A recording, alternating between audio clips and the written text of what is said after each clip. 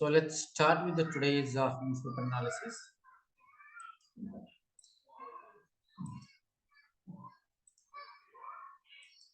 Okay, can you see the 2022 prelims exam question paper on your screen? Yes, sir. Jyoti, Sagar, is it visible to you? Yes, sir. Okay. So as we have discussed in the last class, that there are around 7 to 8 topics on which the questions are normally asked in the prelims exam on economy. And we have seen that those 8 topics are like types of economy. Then we have seen the various economic measures. Then inflation, Reserve Bank of India's monetary policy, then financial market, then taxation system, then government budget, then balance of payment, foreign exchange reserve, then inflation. All these are around 7 to topics on which the questions are asked. So in 2023 prelims exam, we have seen that there are around 10 questions which have been asked by the UPSC in 2023. And in 2022, let's see which were the questions have been asked and how those questions were similar like the questions which have been asked in 2023. I always say कि जिसने भी 2022 का question paper का अच्छी तरीके से preparation किया था उनके लिए 2023 का जो क्वेश्चन पेपर था that was very easy. So let's start with 2022 questions. You can see rapid financing instrument and rapid credit facility are related to the provisions of lending by which of one of the following. So, ऐसे जो सवाल पूछे जाते हैं ज्योति, ऐसे सवाल ये newspaper में जो टर्म्स आते हैं, लाइक जब भी हम रोज अभी न्यूज़पेपर पढ़ रहे हैं तो उस समय में इकोनॉमी पेज पर या इवन पहले वाले पेज पर भी कभी अगर कुछ इंपॉर्टेंट टर्म होता है, whether it's related to the Asian Development Bank, International Monetary Fund और World Bank, ऐसे जितने भी इम्पोर्टेंट इंटरनेशनल ऑर्गेनाइजेशन हैं, मैंने वो लिस्ट ऑफ टॉपिक में आपको बताया था कि important international financial organisation like IMF, IMF, then WTO, then World Bank, then United Nations Economic Development etc. ऐसे जितने भी सारे इंटरनेशनल लेवल के फाइनेंशियल इंस्टीट्यूशंस है like Asian development bank, then recently BRICS countries have created a new bank called BRICS Bank, etc., or which is also called as New Development Bank. तो इसी से related एक question हर बार पूछा जाता है, right Sagar? So rapid financing instrument, rapid credit facility, ऐसे जो term थे जो उस समय में न्यूज़पेपर में थे, इसके लिए क्वेश्चन पूछा गया. तो ऐसा अगर कोई टर्म न्यूज़पेपर में आ रहा है, खास करके डेवलपमेंटल बैंक जो होते हैं ना, 4 डेवलपमेंटल बैंक, एक है World Bank, then Asian Development Banks, then New Development Bank, then international financial organisation like monetary fund etcetera, तो NWTO, यूरोपियन यूनियन, ऐसे जो इंपॉर्टेंट इंटरनेशनल ऑर्गेनाइजेशंस हैं, उससे रिलेटेड अगर कोई टर्म न्यूज़पेपर में कंटिन्यूअसली आ रहा है तो उस पे क्वेश्चन पूछा जाता है, right? So options of this question is Asian development bank, International Monetary Fund, United Nations Environment Program, and World Bank. Jyoti, do you know what is the answer of this question? No, sir. ठीक है, कोई बात नहीं. Yes, Sagar, what is the answer of this question? Sir, IMF. IMF. अच्छा, आप ये बताइए सागर कि why you say that answer is IMF? Have you ever heard about rapid financing instrument और rapid credit facility? इससे पहले कभी आपने सुना है? Yes sir. 2022 में जैसे कि श्रीलंका की इकोनॉमी पूरा कोलैप्स हो गया था, इस समय IMF के द्वारा उसको लोन प्रोवाइड किया जाता है सर. इस समय वो न्यूज में था 2022 में. ठीक है. उसके अलावा ऐसे क्वेश्चन के आंसर के लिए मैंने एक थंब रूल भी आपको बताया. ये एक अच्छी चीज है जो Yes, sir, Sagar was reading newspaper regularly.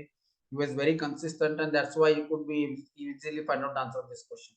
लेकिन अगर ऐसे क्वेश्चन जब आते हैं, मैंने आपको थंब रूल बताया कि ऐसा क्वेश्चन अगर आएगा और उसमें अगर IMF अगर ऑप्शन होता है तो most of the time that answer is correct. Do you remember that thumb rule Sagar? Yes sir, but दो ही IMF और वर्ल्ड बैंक दो भी है सर इसमें, मतलब ठीक है. मैंने ऐसा जो थंब रूल है वो वर्ल्ड बैंक के लिए नहीं बताया सर. मैंने जब भी आपको बताया था कि अगर ऐसा कोई क्वेश्चन आएगा और जिसमें IMF ऑप्शन रहेगा, you should mark. World Bank नहीं, ये वर्ल्ड बैंक के लिए अप्लाई नहीं। Got it? 3 Yes, sir. Important organisation. एक, अगर ऑप्शन में आपको IMF, WTO या यूरोपियन यूनियन, ये तीनों ऑप्शन अगर आपको ऑप्शन में अगर दिखते हैं, क्वेश्चन के ऑप्शन में दिखते हैं, most of the time such type of answer is correct. Got it Jyoti? Yes, sir. Thumb rule क्या है इसके लिए? जब भी यूपीएससी का exam, and this thumb rule applies only for UPSC civil services exam. ये सिर्फ यूपीएससी के, ये सिविल सर्विसेज के एग्जाम में ही अप्लाई होता है। This does not apply to other competitive exams. Got it Jyoti? तो ऐसा अगर सपोज आपका Yes, क्वेश्चन है, उसमें अगर ऑप्शन आपके क्वेश्चन में अगर ऑप्शन में यूरोपियन यूनियन आता है या WTO आता है या अगर इंटरनेशनल मॉनेटरी फंड आता है, तो आंख बंद करके आपको उस ऑप्शन को मार्क करके आना है। Got it? ये हो sir, गया थंब तीनों रूल, में ये हो गया yes, थंब रूल। लेकिन इसका yes, sir. आंसर एक्चुअली सही तरीका इसका आंसर निकालने का क्या है कि आपको रेगुलरली न्यूज़पेपर पढ़ना है और न्यूज़पेपर पढ़कर ऐसे जो टर्म्स न्यूज़पेपर में आते हैं, रैपिड फाइनेंसिंग इंस्ट्रूमेंट या रैपिड क्रेडिट फैसिलिटी या कोई भी टर्म जो IMF से रिलेटेड होता है या WTO से रिलेटेड होता है या वर्ल्ड बैंक से रिलेटेड होता है या न्यू डेवलपमेंट बैंक से रिलेटेड होता है, तो वो आपको नोट डाउन करके रखना है। पिछले कुछ दिनों से मैंने आपको बार बार अगर कोई टर्म आता है इंपॉर्टेंट, तो वो मैंने आपको लिस्ट बनाने के लिए कहा था, और ये कौन से ऑर्गेनाइजेशन से रिलेटेड है ये भी पूछने के लिए मैंने आपको बताया था। Many such terms have been given, like for example suppose अगर मैं आपको एक क्वेश्चन पूछूंगा ज्योति कि no peace clause which is recently seen in the news, yeah, is very often seen in the news, is related to which among the following organization? याद है piece clause ये कौन से ऑर्गेनाइजेशन से रिलेटेड है जो न्यूज़पेपर में पिछले पिछले 1 महीने 2 महीने से बार बार आ रहा है? ज्योति आपको याद है पीस क्लॉज किससे रिलेटेड है? सर पीस क्लॉज सर याद आ रहा है। तो कौन से ऑर्गेनाइजेशन से रिलेटेड है ये याद नहीं है? Yes, sir. ठीक है Sagar, peace clause is related to which Sir, organisation? WTO. It is related to world trade organisation. याद है Jyoti? World trade organisation Yes, में sir. जो फूड सिक्योरिटी को लेकर जो इश्यू चल रहा था, उसमें एक पीस क्लॉज इंडिया ने इन्वोक किया था कि हम जो फूड सिक्योरिटी देते हैं, हम जो फूड सब्सिडी देते हैं, वो पीस क्लॉज के जो प्रोविजन है वर्ल्ड ट्रेड ऑर्गेनाइजेशन के रूल्स में, उसको हम अप्लाई करने के लिए करते हैं। तो उस समय में सपोज अगर ऐसा क्वेश्चन आएगा कि peace clause which is recently seen in the news is related to which among the following organization? तो ऑप्शन में अगर WTO रहे, देखिए एक तो चीज ये है WTO है तो आपको WTO मार्क करके यहाँ, लेकिन इसका सही तरीका जो होता है ना इस तरीके के क्वेश्चन की पढ़ाई करने का, वो कोई बुक नहीं है, वो न्यूज़पेपर में पढ़ना है। और न्यूज़पेपर में जब भी कोई ऐसे वर्ड्स कंटिन्यूसली न्यूज़पेपर में आते हैं, उसको लिस्ट डाउन करके रखना है और वो कौन से ऑर्गेनाइजेशन से रिलेटेड उसकी यादी बनानी है। तो पिछले 4-5 महीनों में या अभी आने वाले भी, लेकिन अभी तक अभी और 3 महीने बाकी है, क्योंकि आने वाले 3 महीने में भी अगर WTO से रिलेटेड या world trade international monetary fund से रिलेटेड या वर्ल्ड बैंक से रिलेटेड या नेशनल डेवलपमेंट बैंक से रिलेटेड अगर कोई इस तरीके के टर्म अगर न्यूज़पेपर में आते हैं, तो वो आपको नोट डाउन करके रखना है। Got it? Like SDR is related to which among the following organizations? This was a question in 2000 21 prelims exam. Do you remember that, Sagar? Yes, sir. Answer was IMF. Answer was IMF. Thumb rule समझ में आ गया Jyoti? Yes, sir. क्या रहेगा thumb rule? अगर question के option में European Union, WTO and IMF अगर रहता है तो वो मार्क करके आना। क्लियर? Okay, sir. ठीक है, Okay, next sir. Question. With reference to Indian economy, an increase in nominal effective exchange rate indicates the appreciation of rupee. Yes, Sagar, this question is related to which topic which you have already discussed? Omkar, do you remember? Sir, हमने last time we have discussed around 7 to 8 topics on which frequently the questions are asked in prelims exam. तो उसमें से ये question कौन से topic selected है? Sagar? Sir foreign exchange management. Yes, foreign exchange management. देखिए जैसे हमने रियल जीडीपी, रियल इन्फ्लेशन, याद है? जीडीपी से रिलेटेड हमने डिस्कस किया था, रियल जीडीपी होता है और एक रियल इन्फ्लेशन होता है। वैसे ही फॉरेन एक्सचेंज मैनेजमेंट से रिलेटेड एक real nominal effective rate exchange rate और एक रियल इफेक्टिव एक्सचेंज रेट, तो इसमें भी वही सेम कंसेप्ट अप्लाई होता है. So can you tell me, Sagar, what is nominal effective exchange rate and what is real effective exchange rate? Same वही जो रियल जीडीपी के लिए अप्लाई होता है और इन्फ्लेशन के लिए अप्लाई होता है. Real wages, we remember real wages, real inflation, real GDP, real effective exchange rate, ये सारे एक ही कंसेप्ट से रिलेटेड है. और वो कंसेप्ट क्या है? सर नॉमिनल एक्सचेंज रेट जो होता है वो अगर डिमांड और सप्लाई के अकॉर्डिंग ही उसको पे किया जाता है सर.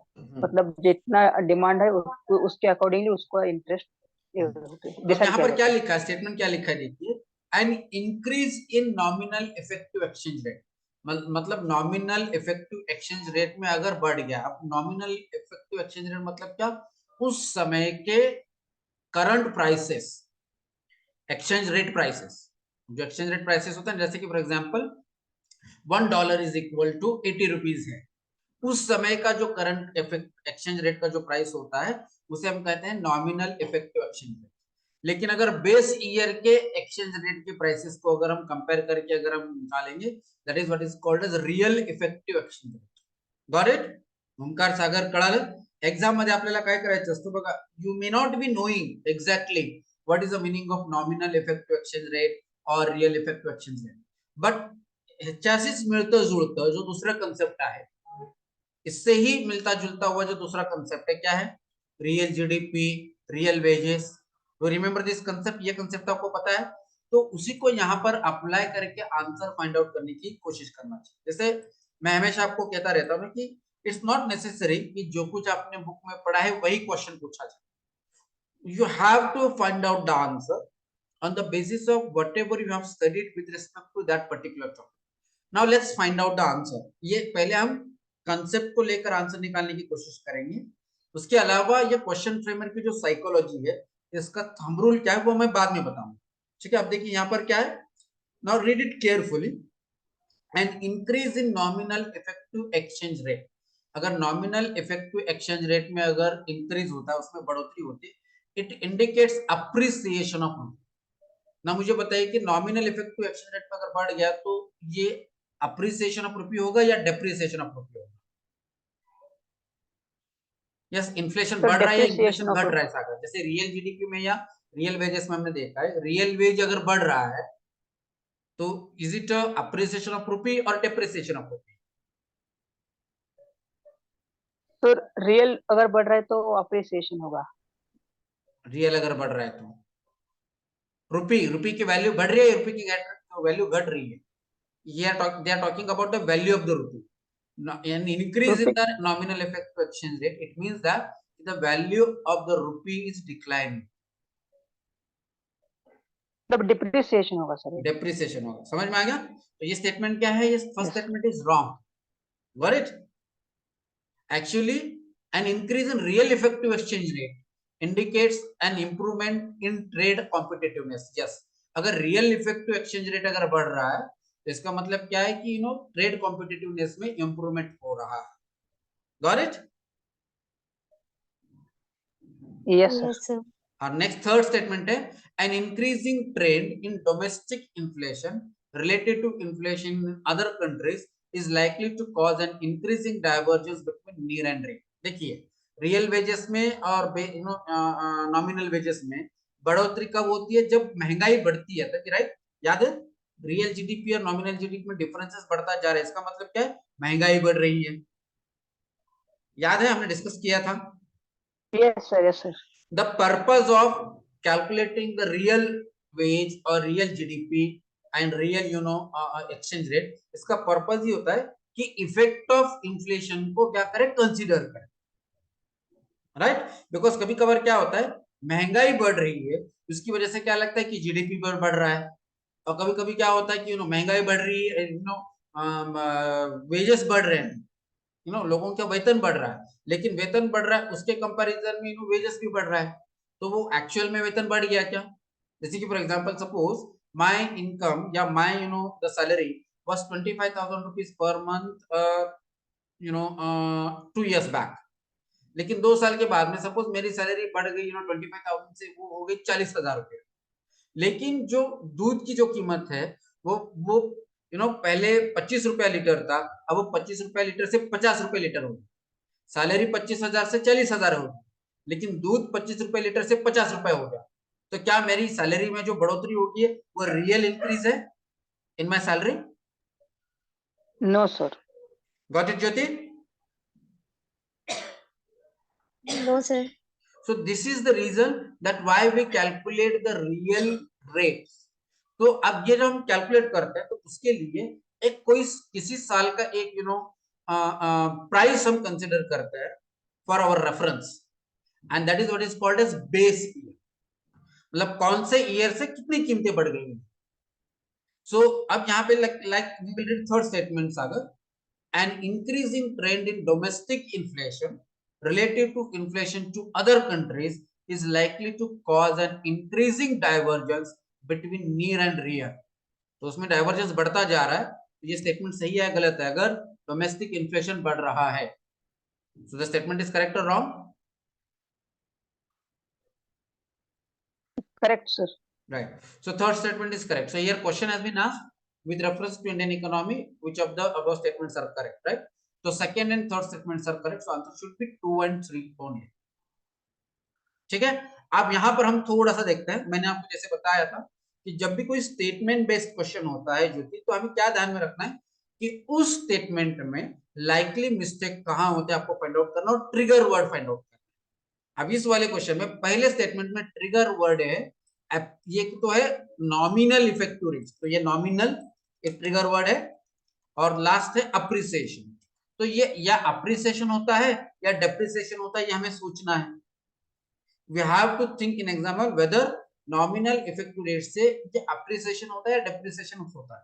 जब आप थोड़ा सा अगर आप जो बेसिक अपने इकोनॉमी में पढ़ा है उसका अगर आप सोचेंगे तो आपको समझ में आ जाएगा कि ये अप्रिसिएशन नहीं होता है, ये एक्चुअली डेप्रिसिएशन होता है। अगर फर्स्ट स्टेटमेंट में अगर आपको समझ में आ गया कि डेप्रिसिएशन होता है, तो सेकंड एंड थर्ड स्टेटमेंट आसानी से आपको आंसर आप निकाल सकते हैं। Clear? So in statement based question always remember you need to find out the trigger word which helps you in identifying whether that statement is correct or wrong. Clear? Yes, sir. ठीक है, third statement, with reference to the Indian economy consider the following statement. So if the inflation is too high, Reserve Bank of India is likely to buy government securities. अब इस question का answer निकालने के लिए आपको monetary policy पढ़ना पड़ेगा। GS paper मैंने आपको बताया था, देयर आर अराउंड 7 टॉपिक्स, उसे भी क्वेश्चन पूछा जाता है। This question is on the topic monetary policy, and monetary policy is with respect to supply of the money in the economy. अब पिछले 2-3 दिन से लगातार मॉनेटरी पॉलिसी को लेकर आर्टिकल आ रहे हैं, राइट ज्योति? याद है 5 तारीख को या 6 तारीख को शायद, जब रिजर्व बैंक ऑफ इंडिया ने जब मॉनेटरी पॉलिसी डिक्लेयर किया था, तो उस समय में न्यूज़पेपर में एक न्यूज आई थी। Do you remember? Monetary policy में कोई बदलाव किया है रिजर्व बैंक ऑफ इंडिया ने, या not reserve bank of India but monetary policy committee, कोई बदलाव किए हैं, कोई चेंजेस किए हैं, या स्टेटस को था? याद है हमने डिस्कस किया था न्यूज़पेपर में कि Reserve bank of India is likely to maintain status quo, और उसके बाद में 2 दिन के बाद में न्यूज़पेपर में आया था कि रिजर्व बैंक ऑफ इंडिया ने कोई बदलाव नहीं किया है। Yes Sagar, do you remember that news? Yes sir, कोई रेपो रेट वगैरह कोई बदलाव नहीं किया है। यस क्यों नहीं किया है? स्टेटस को एज इट इज रखा है, because of maintaining the inflation, controlling the inflation. Right. तो अब देखिए, if the inflation is too high, जब महंगाई बहुत ज्यादा होती है, तो ऐसे सिचुएशन में reserve bank of India buys the government securities और it sells the government securities. ये आपको पता करना जरूरी है। तो इसके लिए कंसेप्ट है Jyoti, you need to watch my recordings of inflation, या उसके अलावा मॉनेटरी पॉलिसी ऑफ इंडिया में उसमें एक टॉपिक है जिसे हम कहते हैं गवर्नमेंट सिक्योरिटीज, मतलब गवर्नमेंट बॉन्ड। तो जब गवर्नमेंट बॉन्ड मतलब जब गवर्नमेंट बेचता है, गवर्नमेंट बॉन्ड मतलब बेसिकली क्या होता है जो सिंपली अब यहाँ पे आपको मैं समझाऊंगा, गवर्नमेंट बॉन्ड मतलब क्या होता है कि गवर्नमेंट को जब भी पैसों की जरूरत होती है तो ऐसे सिचुएशन में गवर्नमेंट क्या करता है, लोगों को बॉन्ड बेचता है, एक बॉन्ड देता है लोगों को, उसके बदले में लोगों से पैसे लेता है। ठीक है। अब एक रीजन होता है महंगाई का, इकोनॉमी में, इकोनॉमी जो महंगाई होती है उसका एक रीजन होता है, अगर लोगों के पास में बहुत ज्यादा पैसे होते हैं तो उससे महंगाई बढ़ती है। One of the cause of the inflation is what, मैंने वो लिस्ट में लिखा है, आप अगर आप व्हाट्सएप में जो मैंने टॉपिक्स जो लिखा था उसमें लिखा होगा, देखिए इन्फ्लेशन में आपको देखना था causes of inflation. Causes of inflation में one of the cause of the inflation, अगर लोगों के पास में पैसे ज्यादा बढ़ जाते हैं तो उससे महंगाई बढ़ती है, राइट। तो अब जब गवर्नमेंट जब बॉन्ड बेचेगा तो लोगों के पास से पैसे गवर्नमेंट के पास चले जाएंगे। Do understand this concept? Government क्या करेगा, बॉन्ड बेचेगा। बॉन्ड बेचेगा मतलब क्या होगा कि वो लोगों को बॉन्ड देगा और उसके उसके मतलब ऑफकोर्स लोगों को पैसे देकर वो बॉन्ड खरीदना पड़ेगा। जब लोगों को पैसे देकर जब बॉन्ड खरीदना पड़ेगा, वो बॉन्ड घर में रहेगा, उस बॉन्ड से कोई चीजें खरीद नहीं सकते हैं, तो इसकी वजह से क्या हो जाती है, महंगाई कम हो जाती है। समझ में आ गया? और जब सपोज लोगों के पास में पैसे नहीं यस है और महंगाई बहुत कम है, इससे प्रोडक्शन कम हो रहा है, तो ऐसे सिचुएशन में आरबीआई क्या करता है, आरबीआई अपने पास के जो बॉन्ड्स हैं उसको क्या करता है, वो सेल करता है। सेल करता है मतलब क्या, उससे क्या हो जाएगा, उससे आपको सेल करेगा तो लोगों के पास से पैसे गवर्नमेंट के पास चले जाएंगे, और जब गवर्नमेंट खरीदेगा, मतलब जब गवर्नमेंट खरीदेगा तो पैसे गवर्नमेंट से लोगों के पास में जाएंगे या लोगों से गवर्नमेंट के पास जाएगा, ज्योति? सर लोगों से गवर्नमेंट के पास जाएगा। नहीं, सर अब जब वो देखिए, बॉन्ड जब खरीदेंगे। गवर्नमेंट खरीदेगा, जी। आप आपके पास में गवर्नमेंट का बॉन्ड है और उस समय में यस सर। गवर्नमेंट आपके पास से बॉन्ड खरीद रहा है, तो आपको गवर्नमेंट पैसे दे के खरीदेगा उसको। Yes sir. समझ में आया? जैसे कि एक एग्जांपल, इसमें दो चीज है। पहला स्टेप क्या है कि आपने क्या किया था, फॉर एग्जांपल 10 साल, नॉट 10 साल पहले, आपने 2 साल पहले क्या किया था, एक गवर्नमेंट का बॉन्ड आपने खरीदा था 10,000 रुपये में। ठीक है, उस समय में क्या हो गया, पैसे आपसे गवर्नमेंट के पास में चले गए या गवर्नमेंट से आपके यस पास सर। में आए, आपने जब खरीदा तो आपने, सर गवर्नमेंट के पास पैसे गए हाँ आपके पैसे जब बॉन्ड गवर्नमेंट के खरीदा पास था। चले गए, गवर्नमेंट के पास, ठीक है, यस। गवर्नमेंट के पास चले गए, तो उस समय में इकोनॉमी से पैसे कम हो गए।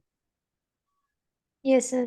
ठीक है। अब दूसरी सिचुएशन है, आपने जो 2 साल पहले जो बॉन्ड खरीदा था, आप अभी आप उसको बेच रहे हो, 10,000 रुपए में खरीदा था, अब आप उसको क्या करोगे, 12,000 रुपए में गवर्नमेंट को बेचोगे, क्योंकि आपको 12,000 रुपए का 2,000 रुपए का फायदा हो रहा है। Yes sir. तो आप मुझे बताइए, आपके पास में वो 12,000 रुपए आएंगे अब? जब गवर्नमेंट बॉन्ड खरीदता है तो उस समय में लोगों के यस पास पैसे आते हैं, और जब गवर्नमेंट बॉन्ड बेचता है तो लोगों से पैसा गवर्नमेंट के पास चला जाता है। क्लियर? Yes sir. तो आपके पास में जब पैसा आएगा, आपके पास में जो 12,000 रुपए आएंगे, तो आप क्या करोगे, वस्तु, कोई सी भी वस्तु या सर्विस को आप खरीदोगे, यस सर। तो उससे डिमांड बढ़ेगी, तो उससे महंगाई भी यस बढ़ेगी, सर। तो उससे महंगाई भी बढ़ेगी। समझ में आ गया?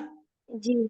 जी और सर जब आ गया। आपने खरीदा था बॉन्ड को, तो उस समय में आपके पास के जो 10,000 रुपए थे वो लोगों के पास चला गया, मतलब गवर्नमेंट के पास चला गया, आपके पास अब पैसा यस नहीं है सर। खरीदने के लिए कुछ भी, तो इससे क्या हो जाएगा, आपको जो जी। चीज खरीदना था वो नहीं खरीदोगे, तो उससे यस महंगाई, सर। उससे डिमांड क्या होगी, कम होगी। डाउन। डिमांड कम हो यस सर। जाएगी तो उससे महंगाई भी कम होगी। तो ये गवर्नमेंट सिक्योरिटीज का और महंगाई का रिलेशन समझ में आ गया? Yes sir. इतना ही सिंपल रिलेशन है। अब देखिए यहाँ पे क्वेश्चन क्या पूछा है, if the inflation is too high, reserve bank of India is likely to buy government securities. तो ये स्टेटमेंट सही है या गलत है? अगर महंगाई बहुत ज्यादा है तो आरबीआई गवर्नमेंट सिक्योरिटीज को खरीदेगा लोगों के पास। तो दिस स्टेटमेंट इज करेक्ट और रॉन्ग? सब करेक्ट। और एक बार सोचिए, गवर्नमेंट खरीद रहा है तो पैसे गवर्नमेंट से लोगों के पास में आ रहा है या लोगों से गवर्नमेंट के पास जा रहा है? सर गवर्नमेंट, अगर सर गवर्नमेंट खरीद रहा है तो गवर्नमेंट से लोगों के पास पैसे जा रहे हैं। तो गवर्नमेंट से लोगों के पास में जा रहा है तो महंगाई बढ़ेगी या घटेगी? सर बढ़ेगी। बढ़ेगी। अब देखिए स्टेटमेंट पढ़ो, if the inflation is too high, महंगाई बहुत ज्यादा है, तो RBI is likely to buy the government securities और likely to purchase the government securities. Sorry likely to sell the government security, sorry क्या कहेंगे उसको, purchase, yes sir, sir purchase करेगी। परचेस करेगा ना, तो ये स्टेटमेंट सही है या गलत है? सर एक सेकेंड।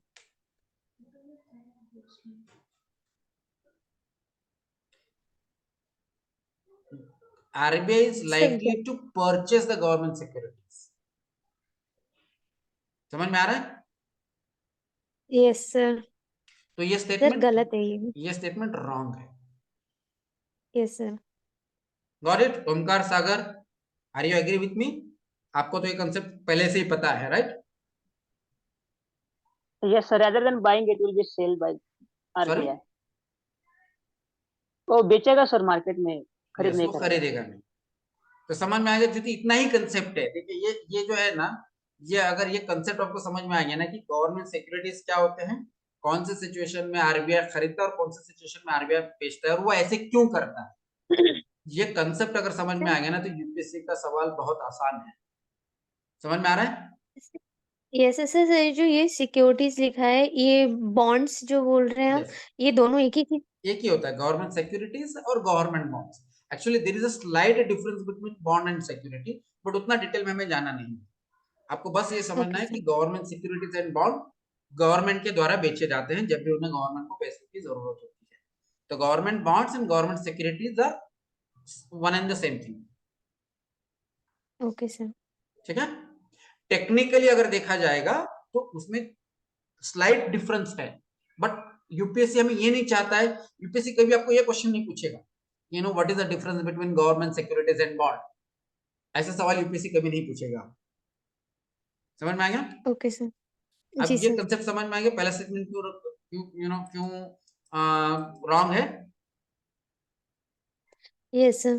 ठीक है। Second, if the rupee is rapidly depreciating, मतलब रुपए की वैल्यू रैपिडली डेप्रिसिएट हो रहा है, RBI is likely to sell the dollars in the market. Same वैसा ही क्वेश्चन है। अब ये ऊपर वाला जो था वो इंडिया के डोमेस्टिक मार्केट से रिलेटेड था। अब ये सेकंड वाला जो स्टेटमेंट है ना, ये फॉरेन एक्सचेंज या करेंसी मार्केट से रिलेटेड। अब देखिए सिंपल सवाल है ज्योति, आप थोड़ा सा लॉजिक लगाकर मुझे आंसर दीजिए। अगर रुपए यस की सर। वैल्यू डेप्रिसिएट हो रही है, डेप्रिसिएट का मतलब होता है उसकी वैल्यू कम हो रही है कम। कंपेयर टू डॉलर, ठीक है? If the yes sir. Rupees rapidly depreciating, मतलब रुपए की वैल्यू कम हो रही है। रुपए की वैल्यू कम हो रही है, इसका मतलब क्या होता है कि मार्केट में बहुत ज्यादा रुपए है या बहुत कम रुपए है कंपेयर टू डॉलर। देखिए सिंपल लॉजिक है, किसी भी वस्तु या किसी भी चीज की जो वैल्यू होती है वो ज्यादा अवेलेबल होने से कम होती है या कम अवेलेबल होने से कम होती सर ज्यादा अवेलेबल होने से है? कम ज्यादा होती है। अवेलेबल होने से कम होती है, राइट? तो आप यहाँ पर यही देखिए, yes sir. Rupees rapidly depreciating, इसका मतलब क्या है कि रुपए मार्केट में ज्यादा अवेलेबल है या कम अवेलेबल है?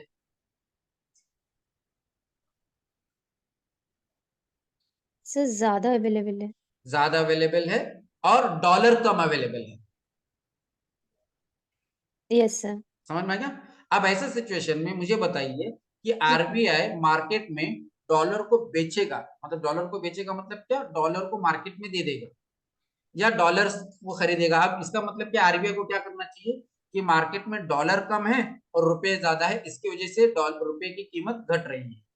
तो ऐसे सिचुएशन में yes sir. Reserve bank of India को मार्केट में डॉलर को बेचना चाहिए या मार्केट में जो अवेलेबल है डॉलर को उसको खरीदना चाहिए? सर डॉलर को बेचना चाहिए। डॉलर्स को बेचना चाहिए। तो आप आरबीआई के गवर्नर बन गए, आप आरबीआई के गवर्नर बन सकते हो। Got it? Yes sir. क्या आंसर है? देखिए क्वेश्चन स्टेटमेंट क्या है, if the rupee is rapidly depreciating, RBI is likely to sell the dollars in the market. So the statement is correct और रॉन्ग? Sir correct. करेक्ट। समझ में आ गया? पहले वाला यस सर। स्टेटमेंट रॉन्ग है, सेकेंड वाला स्टेटमेंट करेक्ट। Yes sir. ठीक है? यही है, ये जो टॉपिक है ना, foreign exchange management and foreign exchange reserve, ये यही टॉपिक है। इसी से रिलेटेड हर साल क्वेश्चन पूछा जाता है। अगर आप कंटिन्यूसली न्यूज़पेपर भी पढ़ेंगे और बेसिक टॉपिक भी अगर देखेंगे ना, तो ऐसे सब ये इस टॉपिक से रिलेटेड जो सवाल है वो आप आसानी से सॉल्व कर सकते हो। आप मेरे जो रिकॉर्डिंग्स है इंडियन इकोनॉमी के, आई थिंक 20 to 25 रिकॉर्डिंग्स हैं, इंडियन इकोनॉमी से रिलेटेड, वो Yes, अगर sir. आप रिकॉर्डिंग देखेंगे तो ये जितने भी सारे कोर इकोनॉमी से रिलेटेड जितने भी सारे क्वेश्चन है आप आसानी से सॉल्व करोगे। कोर इकोनॉमी प्लस आपको न्यूज़पेपर पढ़ते रहेंगे, क्योंकि न्यूज़पेपर में ना यही आता रहता है। न्यूज़पेपर में क्या आता रहता है कि आरबीआई डॉलर को बेच रहा है या आरबीआई डॉलर को खरीद रहा है, तो आरबीआई बेच रहा है तो क्यों बेच रहा है, और अगर आरबीआई खरीद रहा है तो क्यों खरीद रहा है, या आरबीआई रेपो रेट बढ़ा रहा है तो क्यों बढ़ा रहा है, और आरबीआई रेपो रेट घटा रहा है तो क्यों घटा रहा है, अगर कुछ भी नहीं कर रहा है तो क्यों नहीं कर रहा है। अगर पिछले 15 दिन पहले जब न्यूज आया था ना, तो उस समय में आरबीआई ने कुछ भी नहीं किया, मतलब ना ही उन्होंने रेपो रेट बढ़ाया ना ही उन्होंने रेपो रेट घटाया, बिकॉज अभी फिलहाल इकोनॉमी में जो ना इन्फ्लेशन रेट अराउंड 4.5 के आसपास है, मतलब मार्केट में जितनी जरूरत है उतना ही पैसा है, ना ही ज्यादा पैसा है और ना ही कम पैसा है। तो आरबीआई को लगता है कि अभी इकोनॉमी ऐसे ही चलना चाहिए। आज के न्यूज़पेपर में न्यूज आया था, बात याद है, study growth with inflation under control. Yes, इसकी sir. वजह से मॉनेटरी पॉलिसी, मतलब आरबीआई के मॉनेटरी पॉलिसी कमेटी ने कुछ बदलाव नहीं किया। लेकिन सपोज अगर नेक्स्ट मंथ में या नेक्स्ट मंथ में आप सपोज महंगाई बढ़ रही है, सपोज मतलब महंगाई बहुत बढ़ Yes, sir. रही है, तो अगर महंगाई बढ़ रही है इसका मतलब क्या, सपोज अभी आने वाले 3-4 महीनों में अगर महंगाई बढ़ गई, इसका मतलब क्या होगा ज्योति, Yes, sir. अगर आने वाले 2-3 महीनों में अगर महंगाई बढ़ गई सपोज, तो इसका मतलब क्या होगा, Hmm. मार्केट में पैसे बढ़ गए हैं या मार्केट में पैसे घट गए हैं compare to the production of goods and services. Sir market में पैसे घट रहे हैं, महंगाई बढ़ रही सॉरी है, कम हो रहे हैं। इसका मतलब क्या है, पैसे मार्केट में ज्यादा है और वस्तु और सेवाओं का उत्पादन कम है। Okay, समझ में sir. आ गया। Yes, sir. देखिए क्या महंगाई कब होती है, जब मार्केट में जितनी वस्तु और सेवाओं का उत्पादन है उससे ज्यादा अगर पैसे हैं तो उस समय में महंगाई होती है। लेकिन अगर मार्केट में वस्तु और सेवाओं का उत्पादन ज्यादा हो रहा है, लोगों के पास में पैसे कम है, तो उस समय में उसकी कीमतें घटती है। ये इन्फ्लेशन का सिंपल कंसेप्ट है। Okay, sir. समझ में आ गया।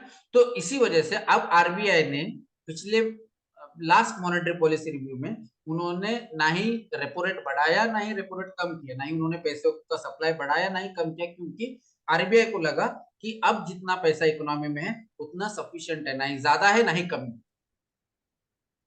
क्लियर।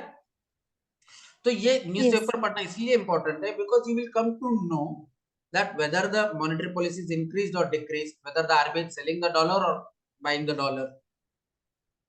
जब बेसिक कंसेप्ट आप पढ़ेंगे समझ लेंगे, उसके बाद न्यूज़पेपर पढ़ेंगे तो ये और ज्यादा क्लियर हो जाता है। क्लियर। Yes, sir. ठीक है, नाउ Yes, sir. लेट्स अब देखिए पहला स्टेटमेंट रॉन्ग है। अब यहाँ पे Yes, let's sir. Try to find out the answer of this question. पहला स्टेटमेंट अगर सपोज Sir, B, पहला 2 or स्टेटमेंट 3. अगर हाँ पहला स्टेटमेंट अगर रॉन्ग है और सेकंड स्टेटमेंट अगर करेक्ट है तो क्या होगा। सर जिसमें 1 ऑप्शन है उसको तो हम पहले ही हटा देंगे और वेरी जो गुड, बचेगा वो आंसर है। आंसर बी होगा, मतलब थर्ड स्टेटमेंट पढ़ने की भी जरूरत नहीं है आपको। Yes sir. समझ में आएगा आंसर कैसे निकालना है। Yes sir. ठीक है, यूपीएससी के आंसर ऑलमोस्ट यूपीएससी के ऑलमोस्ट अराउंड 30 to 40 आंसर ऐसे ही निकलते हैं अगर आपने एग्जाम में इस तरीके से क्वेश्चन सॉल्व किया। लेकिन ऑफ कोर्स ऐसे क्वेश्चन सॉल्व करने के लिए पहले आपको बेसिक समझना जरूरी है, फैक्चुअल यस इन्फॉर्मेशन सर। नहीं समझना। अगर आप आरओ के एग्जाम में आपका जो आरओ एआरओ का जब एग्जाम हो गया उसमें आपने देखा होगा कि उसमें बहुत सारा फैक्ट पूछा जाता है, यहाँ पे कोई फैक्ट है, यस सर। ठीक है, और उसमें भी पेपर लीक हो जाता है, पहले से लोगों को यस क्वेश्चन सर। पेपर मिलता है, तो आपको जिनको पहले यस से सर। मिल गया वो सवाल सॉल्व करके आ गया, आप जैसे मेहनत करने वाले लोग सॉल्व नहीं कर पाएंगे। लेकिन यूपीएससी में क्या है, यस यूपीएससी सर। में अगर आपको पता है कि कौन से टॉपिक पे क्वेश्चन पूछ रहे हैं, उसका बेसिक पता है, और अगर आप न्यूज़पेपर रेगुलरली पढ़ते हो तो यहाँ सॉल्व करना आसान हो जाता है। ठीक है, G20 do remember, yes sir. G20 से रिलेटेड मैंने आपको बताया था कि G20 से रिलेटेड न्यूज़पेपर में कुछ आता है तो आपको देखना है। तो with reference to the G20 common yes framework sir. Consider the following statements. It is an initiative endorsed by the G20 together with Paris club. इस बार G20 की मीटिंग कहाँ हुई थी, याद है ज्योति? Where the G20 meeting of this year was held, in which country?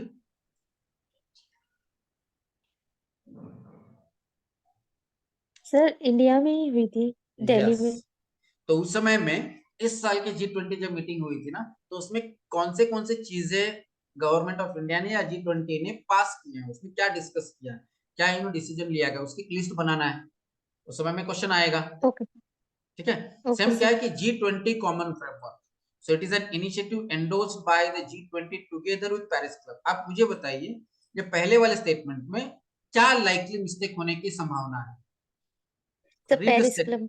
Yes, very good. अब समझ में आ रहा है आपको क्वेश्चन फ्रेमर की साइकोलॉजी क्या है। मतलब क्वेश्चन यस फ्रेमर सर। जब क्वेश्चन फ्रेम कर रहा है, तो किस माइंडसेट से क्वेश्चन फ्रेम कर रहा है, ये आपको समझ में आएगा। क्या पेरिस क्लब के यस साथ सर। में है या कोई और है, ये आपको समझना जरूरी है। Clear? Yes sir. Second, yes sir. it is an initiative to support low income countries with unsustainable debt। Second statement अगर आप देखेंगे, ये इनिशिएटिव क्या है, ये एक ऐसा इनिशिएटिव है कि जो लो इनकम कंट्रीज के लिए, मतलब जो छोटे कंट्रीज हैं, उनका जो यस सर। डेट है, उनका जो कर्जा है, अनसस्टेनेबल जो कर्जा है, उनको सपोर्ट करने के लिए ये फ्रेमवर्क बनाया गया है। तो ये जो सेकेंड स्टेटमेंट जो है ना, ये पॉजिटिव स्टेटमेंट है, right? Yes sir. Positive sir B. Statement है, इसमें कुछ गलत होने के चांसेस नहीं, बिकॉज ऑफ कोर्स इस तरीके का अगर कोई फ्रेमवर्क बनाया गया है तो वो लो इनकम ग्रुप को सपोर्ट करने के लिए ही बनाया गया है, इसमें कुछ नेगेटिव नहीं है। तो जब भी ऐसा यस पॉजिटिव सर। स्टेटमेंट होता है, most of the time such statements are correct. Yes sir. आप मुझे बताइए कि आप क्या करोगे इस question, what will you do with this question. देखिए, आपने कभी पढ़ा नहीं है, लेकिन उसके बावजूद ये जो क्वेश्चन पेपर, यूपीएससी का क्वेश्चन पेपर फ्रेम करने का एक स्टाइल आपको पता है, तो उसके बेसिस पे आप मुझे बताइए कि यस आप इस क्वेश्चन को क्या करेंगे, अटेम्प्ट करेंगे या नहीं करेंगे एग्जाम में। सर अटेम्प्ट कर लेंगे, कर लेंगे, तो क्योंकि क्या इसमें मार्क ज्यादा करोगे आप इसमें? कंफ्यूजन नहीं है, सेकंड क्लियर है स्टेटमेंट तो मैंने कि आपको बताया कि सेकंड स्टेटमेंट क्या होता है, sir. Most of the time ऐसे स्टेटमेंट सही होते हैं। Yes sir. तो आप क्या करोगे? वन तो sir only, B. Two only, both one and two, neither one not two. Neither one not two तो क्या हो जाएगा? कैंसिल हो जाएगा, बिकॉज आपको पता है कि सेकंड यस स्टेटमेंट सर। सही ही है। तो आप क्या करोगे? वन ओनली मार्क करोगे, टू यस ओनली सर। मार्क करोगे, या बोथ वन एंड टू मार्क करोगे? क्योंकि आपने सर कहा ना ये two Paris club. Only. B. हाँ, sir B. Two two only. Only. Very good. ठीक है, समझ में आएगा how to read and how to solve. Now let's move yes on to sir. The next question. Question number 3, with reference to Indian economy, what are the advantages of inflation index bond? अब देखिए, थोड़ा सा आप में भी आपने inflation index bond के बारे में कभी सुना नहीं होगा, लेकिन थोड़ा सा लॉजिक, आपने इन्फ्लेशन तो सुना है, यस सर। महंगाई, और बॉन्ड भी आपने अभी आपने बॉन्ड भी सुना है, मतलब ऐसा इन्फ्लेशन यस सर। जो